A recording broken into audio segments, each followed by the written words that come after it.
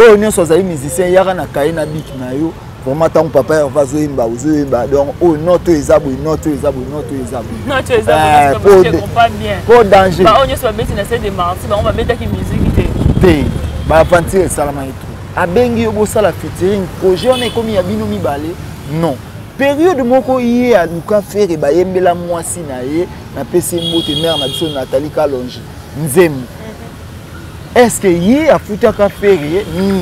mais et pourtant kutu et pas y a faire na dynastie oh azuba $1000 ya mabanga azuba mbongo ebele bele akome koliana makoso aliena ba makayabu na bakwanga donc eza yé kutu ndia bénéfice na yo ki a obeta mususu wana tukuzala lo les abuya to soutenir yo siko na moni aza posa ba soutien to yele na ba soutien eza bien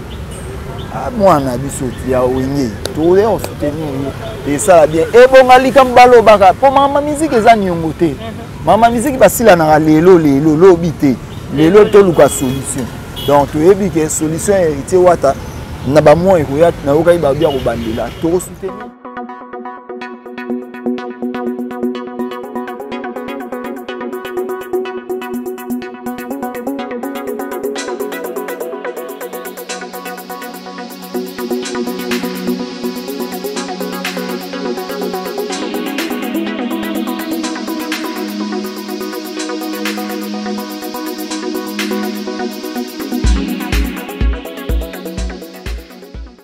Abonné de JK TV News, est très heureux de vous retrouver encore une fois de plus dans l'émission de Bisso Micro des Stars présentée par moi-même Rachel Mandé. Je salue tous les abonnés de JK TV News, je salue tous les griffes Baonius partout à travers le monde. Je salue aussi pourquoi pas les Gaulois et les Gauloises Baonius dans l'émission de Bisso en direct il y a JK TV News. Na pato na Bisso Ngolo, je ne sais pas si on a moko ya Bagolo to mega pe ko so mon qui pour na makambo ya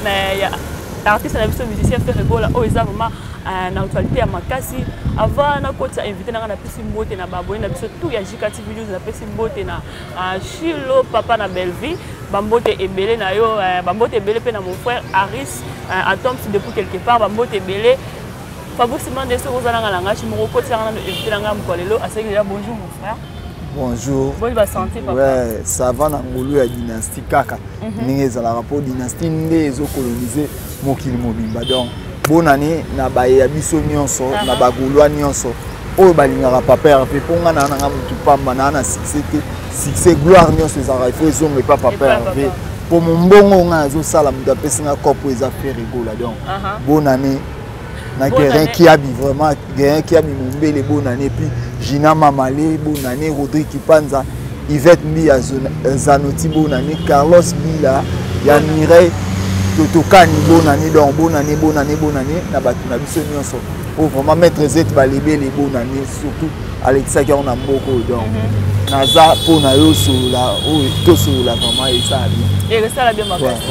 Bon di basango ya artiste na biso musicien faire rigola artiste musicien faire rigola ça bien donc tant to prometteur batuke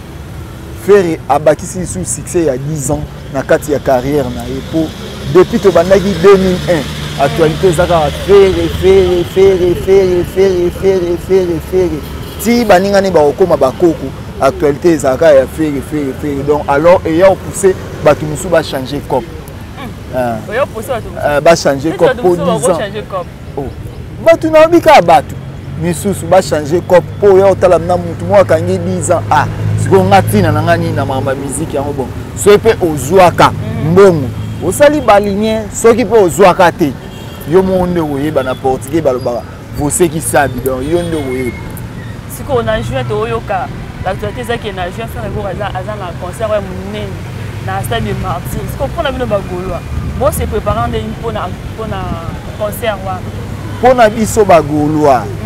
tozomona yango concert ndenge ba concert nyonso ezalaka et surtout artiste na biso aza fort surtout côté mambu ya concert en live. Donc elo ka to senga na ba Gaulois nyonso na ba gladiateur donc ba Gaulois libéral nyonso place bazana pesi bango mbote et puis Gilles Osemo Nzambe a Djogo Patrick Mboyo Nzambe a Cape Town donc nyonso place bazali donc focus na biso eza le 24 juin oyo na oyo ba route partout dans le monde to zala on a vraiment to célébrer jour wana donc jour wana nezali jour oyo leçon ya musique et couper sama bavantir ni esalemaki mpona tandis ke tomonaki musique ebetaki neti artiste na biso musicien Richard autaki kobeta en plus la team wata baza vraiment fâché parce que babi Frère Rigola souteniraki mpenza héritier wata te bon napesi héritier wata mbote na orchestre na ye mobimba toyokana ye te ke Frère Rigola soutenir ye donc soki ayebaki ke il fallait ba soutenir ye eza ke mutu babukanaka te na makambo mokili donc eza ke bayaka vraiment ndenge nini oleki na TV bagolwa naza na besoin na bino po Frère Rigola aza papa leki na ngai il faut bozala wana soki boza wana esalanga kitoko wana na mot d'ordre linge ya biso tu ba DG Polo baninga bapesa mot d'ordre bapichu botoko libu noir baninga bapesa mot d'ordre no mona mnake batutu toye ko soutenir mais alobaki te ye azokanga likambo oya okufa nango pamba balobaka tango lobi ke naza na besoin bo soutenir nga toko soutenir yaza mwana na biso ko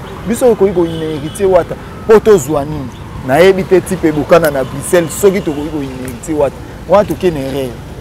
Latino balobi bapesaka déjà communiqué que bo soutenir ye mais tandis que bagolo ba soutenira qui était mais le griffe était là ba soutenira qui comme il faut tout consort maintenant bagola de ba soutenira qui était ya wana la team eza vraiment biso bagola to la mitema mabe na mutu te et surtout wana vraiment ezali caractère au papa Hervé zala nango akabola lipa donc tozala wana akabola lipa mna pona mutu nyonso zwa nde mumbongo ekindaka donc tozana tokozala vraiment tokabola yango yo po ye lelo tokabola mapa yango tokabola mapa biso ozala motema mabe te toaka motema mabe te toza wana donc bagaulois vraiment bagladiateur faut tozala po papa Hervé aza ya biso papa Hervé mna aza ya biso photo Zalawana et Joël Miayo, photo Zalawana vraiment pour Isala bien. Si vous prenez le 26, est-ce que vous êtes certain que le stade est plein? Le 24, stade est plein. Le 24. Et vous allez plein. Pour biso nyonso que vous allez. Na plein na koyima. Tous ans eloko to robo sanate. Donc ne papa Hervé oya wana na stade na otika vo na ndako te. Pe ozika te ekauka te. Aoya na. Ce babi abeta 30 nzembo arobeta 30. Ce babi abeta 42 nzembo arobeta 42 nzembo donc ezani loko oyo ekomanke te. Na yebi ke nyonso vraiment jour wana mututu oya na so atali te mukolo kopa zo sa kopa na. Le cop à ça là, cop naïe. Est-ce que pour un concert à la 24 et là on dit le coup ça va gola na bagola ça on y sur Orlando biso parce que ils a déjà calaté pour ba mikolezo kende déjà le doit aller les 5 les 6 au tout pas na jouer au côté. Té na tandis que bino bossa dia ba nini ou quoi. Té biso déjà yango e bandi tozolobela concert na biso tolobela yango na manière nyonso de bouche à l'oreille de porte à porte. Tout ça là vraiment promotion pour na concert na biso eleka malamu donc eleka te ke salaki bo ezanga ki bo ezonga bo te souci na biso ezali vraiment tango batu ba oya ba encaisser la bonne musique et puis solo mapeka e kozalate solo mapeka ezalate solo mapeka ezalate o mtakanga mai pona solo lipeka te ezalate donc na yebi ke jour na bagoulois bazala propre ba osukula na ba oya ndenge makambo ezalaka to bandi na concert na biso ta et si ke bana surprise ba kozwa pe double stade na jour mo double stade na jour mo na ndenge eza makambo donc bozo mona ba surprise eza makambo toza Tozo mona makambo ba surprise eza tellement embelé le 24 juillet na stade des Martyrs oyo nde on a vu se faire gola ozala wana na bagola surtout. Maintenant tola moki to moni artiste na biso musicien bila alongwe na dynastie qui soit disant que alobi que faire gola abandaki ko utiliser. Bon bino tant bonne nouvelle wana to mauvaise nouvelle na bon ki yango na ndenge. Yannick Bapupa Ngambo les vrais Gaulois na PC na mbote. Pour le quoi fana lo ba on fona boka ta deux personnes na sekanana. Na PC na mbote place à Zali et en plus et bilo monsieur ça souci. Jogo na Glody Loame Sodon Jogo na Glody Nambodi et puis Parvi Bosulo et Benezer na des souci na mao. Est-ce que na âge oyo Bill Clinton azanango bakoki ko utiliser kae Abi faire gola utiliser na dynastie réalisé pendant ba mikolo belé mais tandis que afin na ba ko côté pour un projet au bazaki na ngo yena faire batika kozala na projet ezalaki ya faire rigola asali album na ye dynastie azui producteur na ye Sony Music a produit dynastie sikoyo eske soki muni tolobaka makambo oyo to rezonaka nayebi ke Bill Clinton aza grand garçon grand monsieur na mboka oyo asali valeur pa asali musique ya bien aza muto tango tozolobaka komo na ye tokoki ko dénigrer yango te tango mususu biso bino bapanzisango bozo beta nde lisolo yango bien te poye moko auti obimisa album na ye tango mususu amoni ke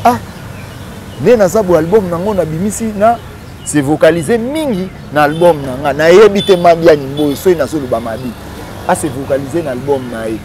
yango se vocaliser nango sikoyo ya mabe nini bako utiliser na nini bapesaki machette akende kokata bato ekomi kuluna eza album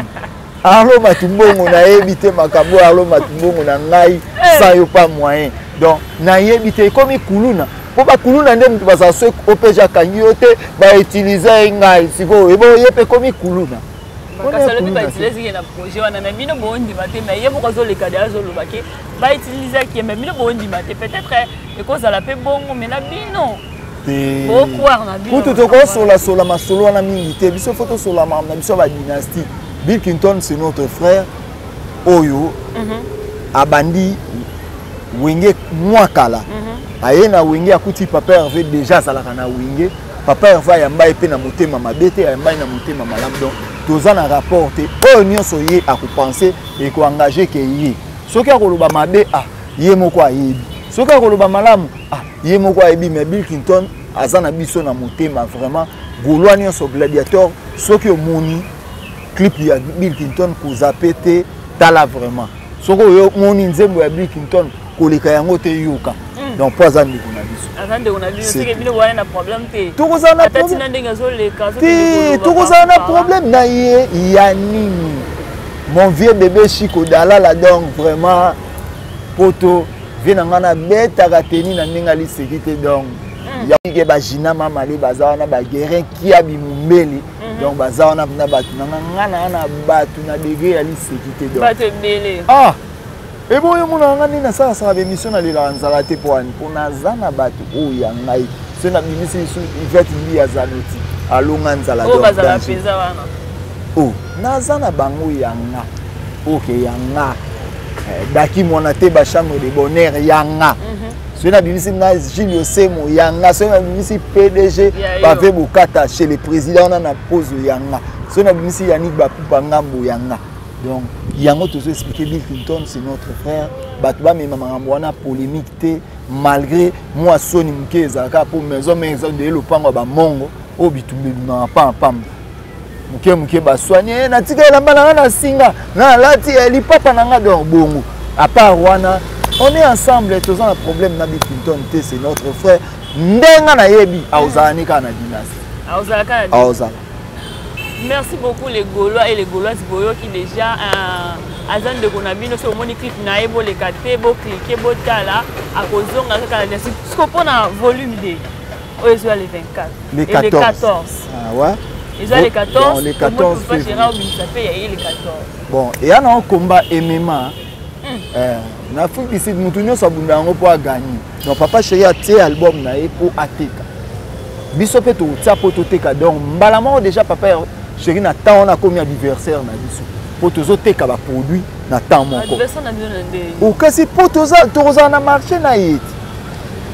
kasi ya lobi ke bino batu bolandi pour que ya na pesa qui déjà comme te oui ya za mukolo ye na za mukolo ba mona mukiala ndaka mukolo po azali idole ya Ferregola donc Ferregola azali idole ya JBL ils ont raison ouais Ferregola za idole na ye aya wengi akuta papa chéri déjà yembaka danger donc comment que Ferregola bandai ko sala ba voko ya papa chéri donc tolandi papa chéri po asalaka la bonne musique tolandi vraiment les 14 wana na combat MMA toza wana na papa chéri souverain minadama motopam les 14 toza wana na ndimi pe yake bolandi papa chéri tolandi po vie na biso talaka ba papa chéri sans bango tolanda biso banani na musique ba président Werason ba sala nyonso papa Kofi Olomide papa Josar basala nyonso donc ba école wana nyonso za ba école o faire égola alinga kolanda pour faire égola pas na bateau bazolanda azana bateau pe balanda kai donc belilingi na ye po ye pe aza elilingi ya bato tango moni ba papa malage ozomona ba école wana yango ye pe azana belilingi na ye balanda kai. Merci beaucoup fidèle abonné de JKTV News. Nazaki nga moko te na plateau na biso ya mikola lelo ya micro des stars nazaki na moko ya bagola oyo tomekaki mpe kosala mo analyse mike mpona makambo et artiste na biso musicien Ferregola oyo azobimisa single na ye le 14 février awa. Maintenant tokomi na suka ba signaler biso déjà kuna tokomi na suka mot de la fin mpona ba analyse nyonso to sala awa. Mot de la fin ezali ke bagolo na ba gladiator Bill Clinton azai nini na biso te. Donc li solo na écoute donc ezata kutu na sens te ke to betarango ya zona inde na ndeko na eseli makamu na bango